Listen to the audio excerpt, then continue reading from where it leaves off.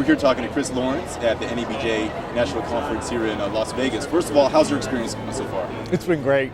It's been great. Long, tiring.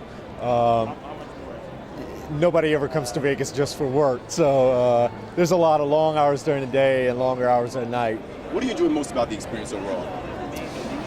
It's never one thing. It's connecting with old friends, seeing people that you haven't seen in a long time, talking to students, because it reminds me what it was like when you're really trying to develop your career and they have like so much enthusiasm and really so hungry to learn. It takes me back to when I was just starting out and trying to really get better, and it kind of re-energizes you to watch their tapes, to talk to them and say, okay, wow, I made this mistake and that mistake. Maybe I can keep you from making it or help you out a little bit the way people help me.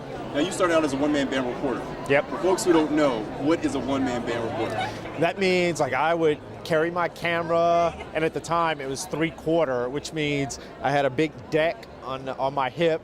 It had the camera, my tripod, I'd carry everything. I shot all my stories. I'd have to shoot my own stand-ups. I would bring it back. I edited everything myself.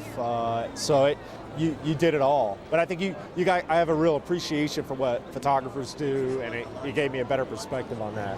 Now that you've been at CNN 3 years, how's the experience been? Great. I've gotten a chance to cover stories in Aruba, to go to Iraq, to go to Israel, Lebanon, to go all over the world and cover some stories that otherwise I never would have had a chance to do.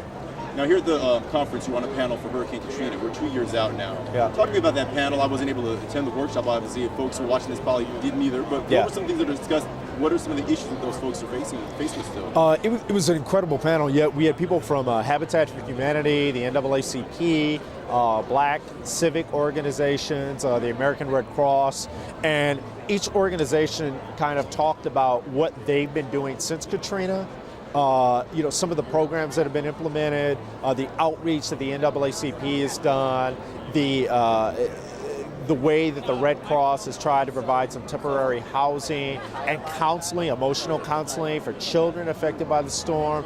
Habitat for Humanity it just shocked a lot of us when they talked about how of the housing permits that have been pulled recently in the New Orleans area, 12% were pulled by Habitat for Humanity. That's a tiny organization. For them to be doing 12% of the building it shocked a lot of people to say, okay, that means the organizations that should be doing the building aren't. And I guess as someone who was there during Katrina and then just was back in New Orleans about a week ago, it's amazing how much hasn't been done.